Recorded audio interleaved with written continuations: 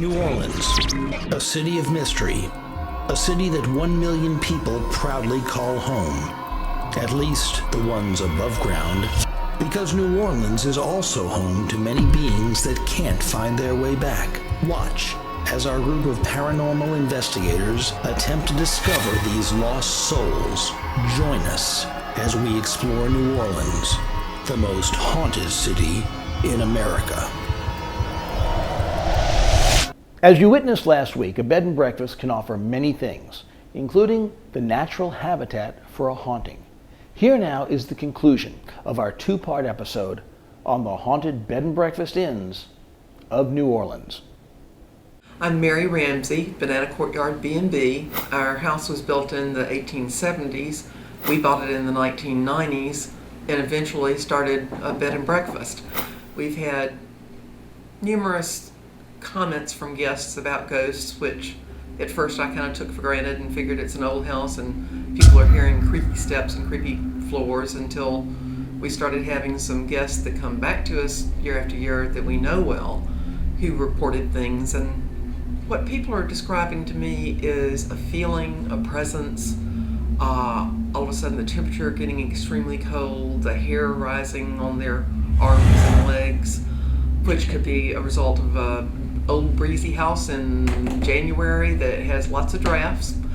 But we've had too many responsible people who have visited us numerous times say that they felt a presence, so I've got to believe now that there's something going on.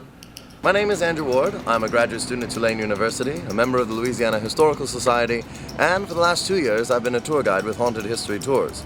And tonight is going to be my very first night here in the Banana Courtyard. I'm very excited about it. I don't know anything exact. All I know is I've heard a few rumors, and this is probably going to be my most interesting experience with a haunted bed and breakfast ever.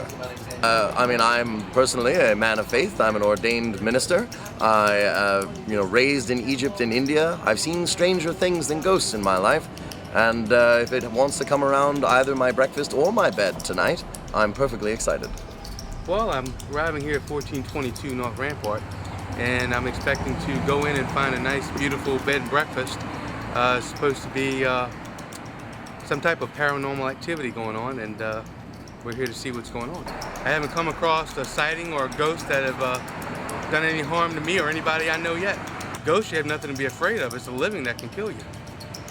So who knows what's going to happen here tonight, but I know that sharing the hotel, yet in a different suite, is my colleague John. Now, I've never met John before, but I know he's a skeptic and I'm a believer, or at least that's how we've been labeled until now.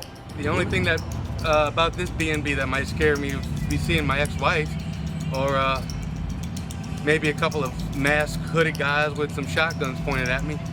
Other than that, looks pretty awesome to me. I'd like to stay here, actually. Who knows what mysteries lie within the Banana Courtyard? Well, we're about to find out. John the Skeptic and Reverend Andrew Ward, the Believer. Stay tuned for more Haunted New Orleans. You're watching Haunted New Orleans. This room, we've had a number of guests comment that they felt a presence. Fortunately, nothing scary, except startling. One of the gentlemen who was in here one morning after his wife came down to breakfast said he felt a warm breath come upon him several times, and then heard a lady's voice. I don't remember whether it was chanting or talking to him, but he seemed to not be disturbed about having a companion in his bed for a moment. But then when he completely woke up and realized it wasn't his wife, he ran down to the breakfast room to find out what was going on. Magnificent. Mm-hmm. All right. Okay, that's a lot to look forward to. Yeah, you never know. We've had reports from guests that cell phones went off when they were off already, then they came on and rang. Somebody laying in the bed and felt someone patting the back of their neck and talking to them. This is one of the double parlors that when the house was a bordello, the pocket doors Whoa. What was that now? A bordello. The house was a bordello. For high-class society and politicos. Bordello as in nice house for the Prostitution? Fancy class house of prostitution for Cool. the political elite and Maybe society. that'll explain the hands behind the head and all. Maybe they're still looking for business. Well, hello, husband Hugh. My name's Andrew Ward. Hi, Andrew. Nice to see you. Good to meet you. I'm finding out about the possible visitation I might receive this evening from a lady of the night. Yes. One can only hope. Yes. Anything else I should know, perhaps about the history of the place? I noticed one thing interesting. The staircase. In most of these old homes, you'll come in the front door, and the staircase is meeting you, and it takes you right up. But this one, it goes the other way around. Why is that? It's because the Chinese workmen believed in feng shui, and they didn't want all the luck to run out the front door. Now, we don't want the luck to go out the front door, which means that it's probably just as difficult for all the negative energy to leave as well. Possibly so. That would follow. In a cosmic cul-de-sac. Ladies of the brothels of times gone past are still here, waiting. Not to mention all the people who were embalmed here. This is the room where all the embalming was done when it was a funeral home, which is the original purpose that the house was built for. This is an aside here. This is a wardrobe trunk that was used in the filming of Gone with the Wind. My brother bought it at a studio auction in LA. He gave it to us. So we've had that for a long time. None of Scarlett's clothes are in the trunk. Well, frankly, Hugh, I don't give a damn. I agree. So this is looking better than I even had imagined. That lovely lady, Miss Mary, already told me that having started as a mortuary and then becoming a brothel, the spirits of some rather lovely and accommodating ladies might be visiting me tonight. Perhaps even here on this magnificent bed. I've never been in a whorehouse before that I can remember, illegally, without official business. And feels like a normal, nice place of business. You could get lucky. One can hope. Ghosts can't get preggers, you know. This is the whorehouse bed. I hope it's clean. We're gonna try it out. Hopefully I can get some action. Yes. What do you think about the cameras watching you sleep? Does that creep you out a little bit? No, not at all. I mean, why should it really? There's nothing to hide, and I'm doing this in the interest of science. And if there is anything going on here, I want the world to know about it. Ah, hello, Mr. Howard? Yes, that is correct. Andrew Ward. John Howard, nice to meet you. I'm also known as Reverend Ward in certain circles. Reverend Ward, you know this place was a whorehouse? As a matter of fact, I did. Really? And I happen to be ordained in the Church of Celebrationism. So what you referred to as that is, in fact, a temple in latter-day times for us. So how long you been here? Actually, it's going to be my first day here, first night. Oh, excellent. Now, I understand that you're sort of being billed as a skeptic. Is that correct? That's correct. Do you have any background in, strange mystical beliefs in your family? No, not at all. So you come from a long line of non-believers. Non-believer as far as paranormal activity? Nah, no ghost. The fear is in humans, real, alive humans. You sound like someone who handles weapons. Oh, absolutely. I'm a detective. Ah, so a man who's skilled in investigation, does not believe in ghosts, and knows the power of what terrible people can do to each other. Absolutely. Ghosts is not the fear. It's humans, alive. What about Kill the idea of a camera being on you all night as you sleep? Depends on what I'm doing. Amen. You're watching Haunted New Orleans.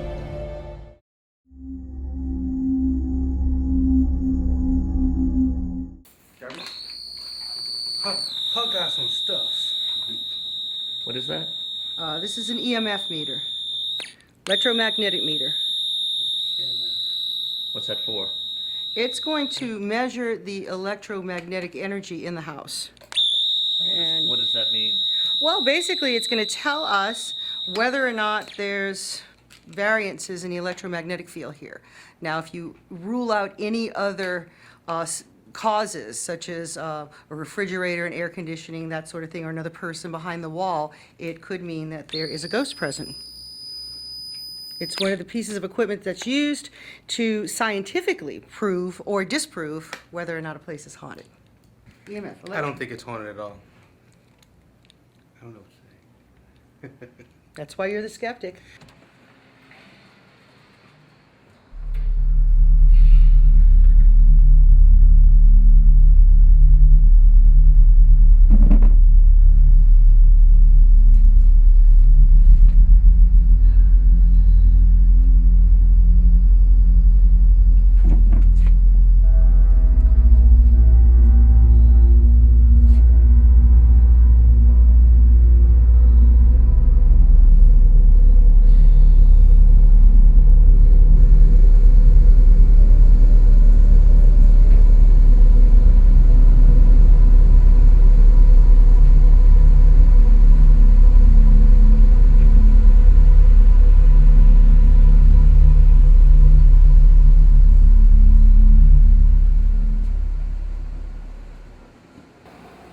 find anything?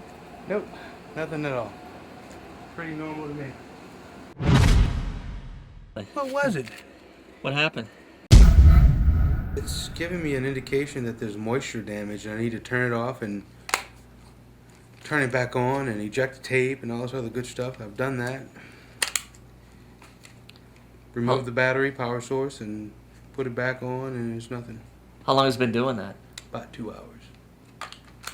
Since you walked in here? Yes. Not at all. John, I sense frustration with your camera. Yeah, maybe it's a ghost. Well, you know, one of the things you are a skeptic, but I know one of the signs of a ghostly presence is electronics don't work. Well, I don't think a ghost has anything to do with it. What do you think has to do with it? I mean, your camera was working before you got here, right? Yes, it was. And then you stepped in this alleged haunted B&B, and now it's not working. I guess they are refusing. My camera's working. Your camera's working. All the other cameras seem to be working. Yours is the only one that isn't working. Are you a believer or a skeptic? I'm a cameraman. Oh, well. I don't know. I can't answer that. I do know this, though. I went out with you to shoot some B-roll, and if you move your arm, we can show the audience at home. Look at that. Your jeans ripped, dude. My jeans didn't rip, and yours did. Yours cost how much? Almost $200. They just don't like me. I guess not. So you have a... You know, gentlemen back in the old days used to carry their wallets in their front pockets, so maybe one of these brothel chicks tried to get at your wallet. That could be it. I gotta tell you what, I think, as a man of God, that this is your pride that's being attacked. One of the 7 deadly sins. One of these spirits from the beyond is like, honey, we gotta show you the right. Right. See, that's right. Laugh it off now. Wait till you wake up in the middle of the night with some gleaming harpy from ages gone past over you, dripping ectoplasm from her rotted out, whorish gums. Ooh, I'm scared. Can you talk to him and fix my damn camera? Here. You gotta be nice to them. How are they gonna fix it if you don't believe in them? $2,000 camera, here.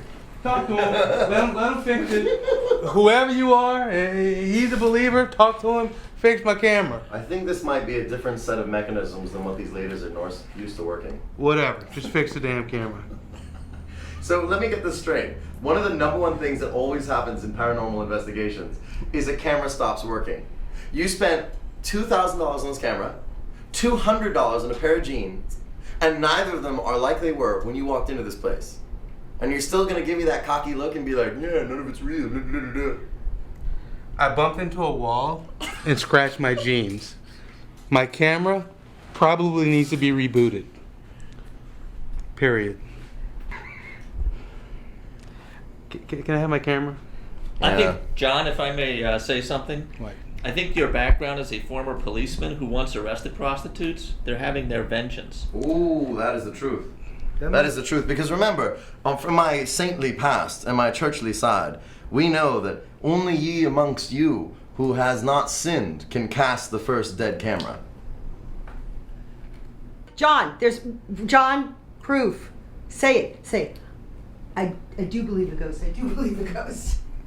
I think you just saw me take the battery off and reboot it, and it worked now. But you did that before. I think what's most amazing here is that, you know, here we are, we're staying here for one night, and already things are happening. It's like... And you know what's funny is it always happens to the skeptic. I've seen this over and over and over again. It always happens to the skeptic. And in spite of it, the skeptic always, without fail, rationalizes it and still walks away going, I didn't see anything. People can be extraordinarily foolish when they really want themselves to be. I know. Yeah. But I'm convinced. I mean, I'm totally convinced because I've seen this so many times. Consistency, regularity, and the same types of things is an indication. Absolutely. This happens over and over and over again, and it always happens to the one person that doesn't believe in anything. Is it working okay, John? Is that a yes? No. It's not working. It's not working. My question for Khalil is, about how many of these investigations have you done over the years? I haven't counted them, but hundreds. Hundreds of them. And what would you say the number one most common occurrence in all these Equipment investigations? failure. Okay. That's all it is. It needs to be dried. Is that it? Gotta be it.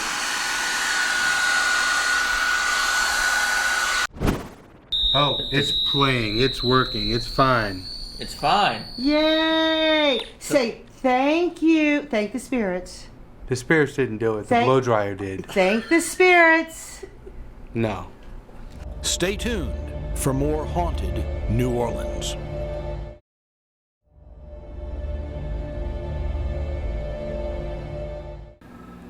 Again, I just hadn't paid a whole lot of attention to these stories because, you know, it hasn't happened to me, and I've been here.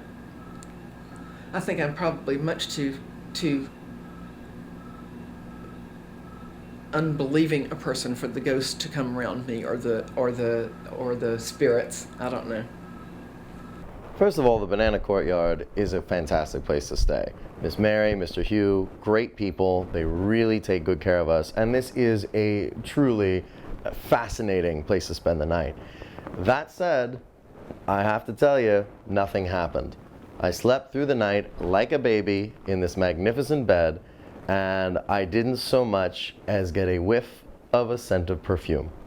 Oh, it's about 8:25 Monday morning, and had a wonderful stay at this Banana Courtyard. Just like I thought, nothing happened. There was no type of activity. I felt no type of hands or movement or anything whatsoever. But folks, it doesn't really matter whether or not I experienced something my one and only night here at the Banana Courtyard. I'm still an open-minded believer, and I still put some credence in the continued, repeated, and consistent reports of other people who have stayed here in this very room, in this very bed. Nothing here. What I find most compelling is the series of events that took place with John involved. One, he got his pants ripped open, the pocket ripped by the ghost of one of the women who used to be here possibly, that his camera refused to work, and after 4 hours and multiple attempts to try to make it function properly, it finally does so of its own accord, seemingly. And what is it but it's playing the voice and the image of his sweet 6-year-old girl singing, "Don't stop believing." Do you hear what she's singing right now? You think that's an accident? From the mouths of babes See? come the truth. It's strange that the tape would be right there. Don't stop what? Believing. Belief is key, ladies and gentlemen. Still. Don't stop believing. All right. It's amazing how skeptics can dismiss the obvious, yet embrace a closed mind. Join us next time for another episode on Haunted New Orleans.